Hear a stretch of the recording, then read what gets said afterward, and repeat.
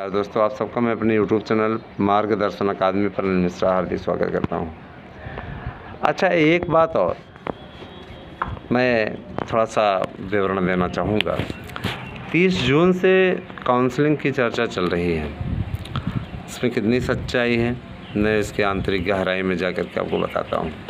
एक प्रस्ताव रखा गया था कि एकल मेरिट घोषित कर दी जाए और उसी पे जितने लड़के आवेदक आ जाएं उनकी नियुक्ति कर ली जाए। दूसरा प्रस्ताव आया कि गुणांक मेरिट पे ही करना चाहिए, क्योंकि शुरुआत में गुणांक मेरिट पे ही था। देखिए, आपको अच्छी तरीके से मालूम होगा कि कोर्ट ने इनको लिबर्टी दी थी।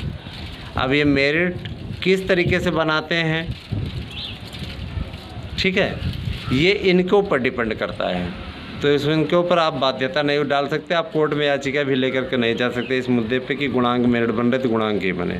कुछ लोग इसी बात का सपना देख रहे हैं ना कि हम जाकर के इस पे स्टे करा लेंगे इसी बेस पे। नहीं, इनको लिबर्टी मिल चुकी है। अब ये शैक्षिक मेरिट किसी भी मेरिट अगर बदल देते हैं, जैसे मान लीजिए इन्होंने टेट मेरिट करने का डिसीजन ले लिया, तो इस पर तो रोक लग जाएगी, ठीक है। लेकिन चूंकि ये शैक्षिक मेरिट पे करने जा रहे हैं जैसी थी, तो कोई दिक्कत नहीं है।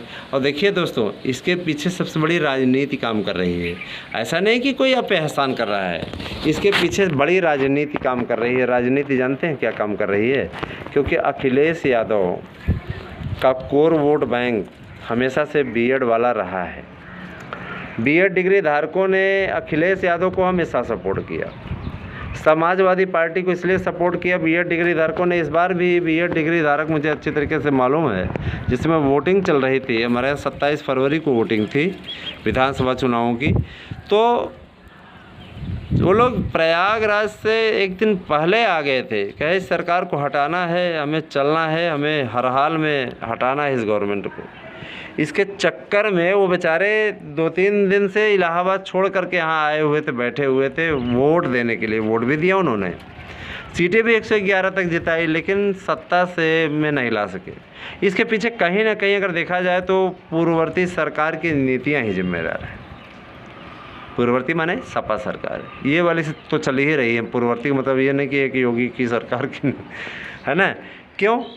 क्योंकि दोस्तों, आप लोगों को अच्छे तरीके से मालूम है कि आपने कितनी पीड़ा झेली है। 2012 में आपका क्या कसूर था?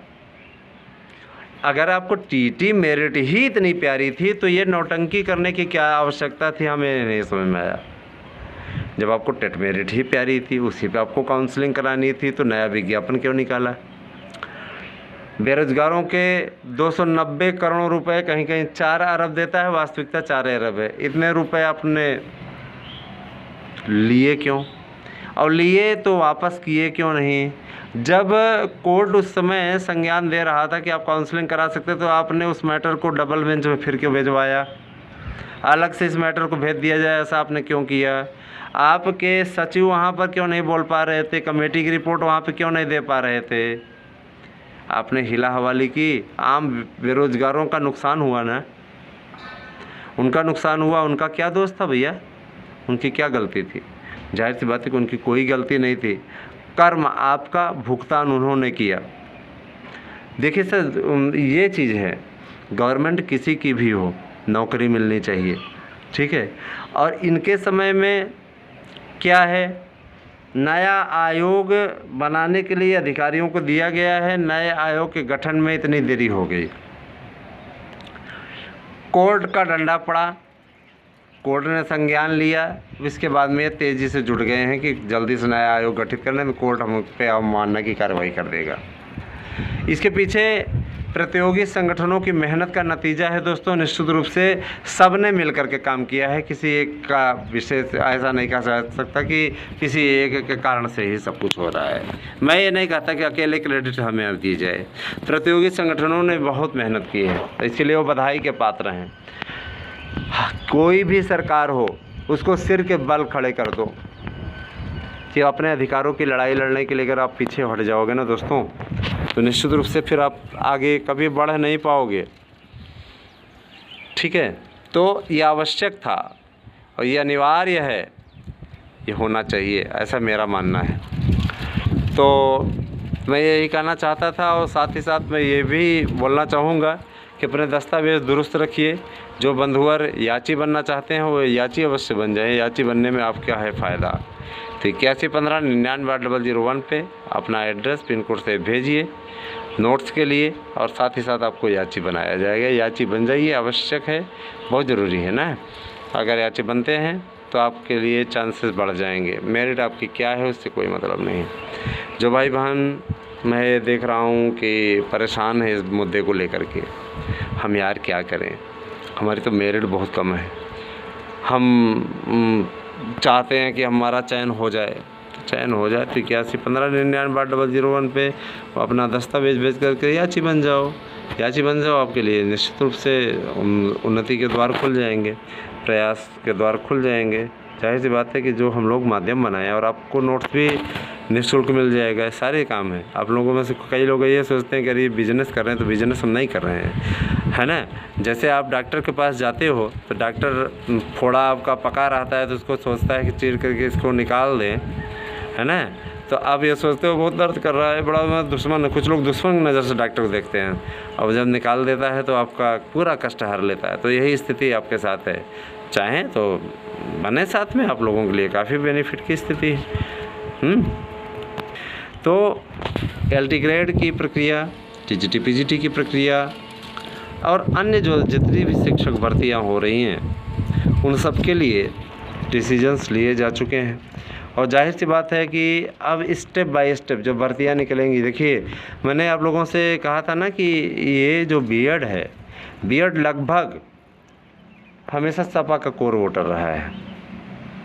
सपा ने पहले तो जब मुलायम सिंह मुख्यमंत्री रहा करते थे तो बीएड बेरोजगारों के लिए काफ़ी अच्छा उन्होंने किया भी था।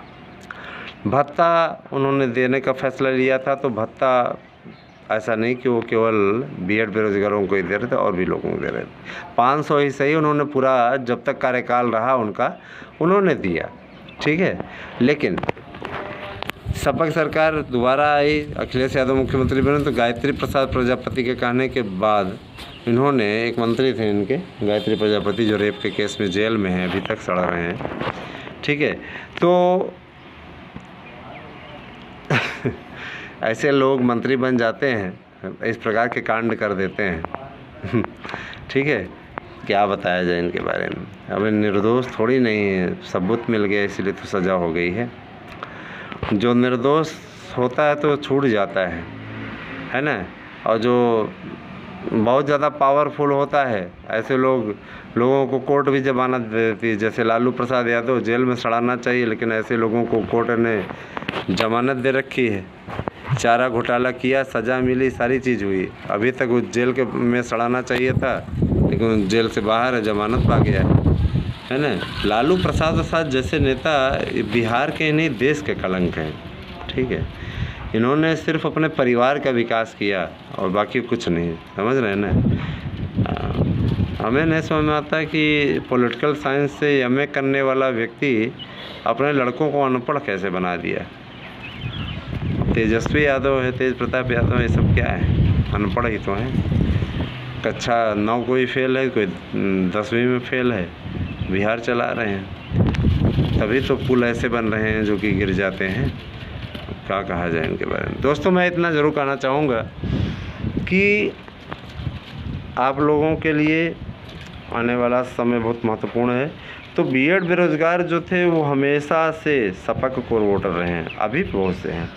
शिक्षा मित्र सपा के कोर वोटर, सपा के आने की कामना वो भी कर रहे थे। सपा को लाने के लिए उन्होंने एड़ी चोटी का जोर लगा दिया था, फिर से हम समायोजित हो जाएंगे, कुछ नहीं हुआ। सपा के कारण से ही वो सर्वोच्च न्यायालय के द्वारा बाहर कर दिए गए, ये मत भूलिएगा। और आज तक बीएड बेरोजगार दंश झेल रहे हैं। जो ये 72,825 की काउंसलिंग पर रोक लगी, उसके बाद में अगर कोई फौरी ऐसी सरकार होती, आप पे अभ्यर्थी कैसे भारी पड़ गए। वो भी तो आप ये देखते 2012 के बेचारों ने 60-70 हज़ार कर्जा लेकर के इस उद्देश्य से फार्म भरा, कि हमें नौकरी मिल जाएगी, लेकिन ऐसा हुआ नहीं ना। अब बाद में फिर क्या किया गया, बाद में फिर व्यवस्था आ गई, रोक लग गई, बड़े बड़े वकील पीछे पड़ गए, उन्होंने स्टे करवा दिया। और स्टे करवाने का जो दंश झेला हमारे आवेदकों ने, वो आज तक झेल रहे हैं। अब इसका समाधान होता दिख रहा है तो कुछ लोगों के मन में कुलबुलाहट, कुलीचे मार रही है, मन कर रहा है कि यार कैसे करें इसका समाधान होना चाहिए। तो समाधान तो कर रहे हैं ना, गवर्नमेंट कर रहे हैं तो इसका लाभ उठाइए। राजनीति क्यों करने लगते हैं? राजनीति नहीं होनी चाहिए। उस समय आवेदकों ने 70 जिलों से फार्म भरे, दिन रात एक कर दिया। रात में जाग जाग करके फार्म भरवाते थे, यहाँ तक कि साइबर कैफ़े वालों ने भी लूटा। जब के लूटा नहीं दोस्तों, 5-5 हज़ार एडवांस लेते थे फार्म भरने के लिए। मजबूरन बेचारा क्या करे, जब इतने ज़िलों से फार्म भरा है तो दे देता था 5,000। रात में जाग करके वो लोग फार्म भरते थे। साइट जानबूझ करके दिखाते थे कि देखिए साइट क्रैश चल रही। कुछ नहीं था, सिवाय राजनीति के कुछ नहीं था। सिर्फ आपके पैसे लूटने के लिए उन्होंने बिजनेस बना के रखा हुआ था दोस्तों, और कुछ नहीं है ना। तो क्या कहा जाए इनके विषय में? कैसी लगी आपको ये वीडियो हमारी, ज़रूर बताइएगा। बहुत बहुत धन्यवाद। आप सभी दिन शुभ हो।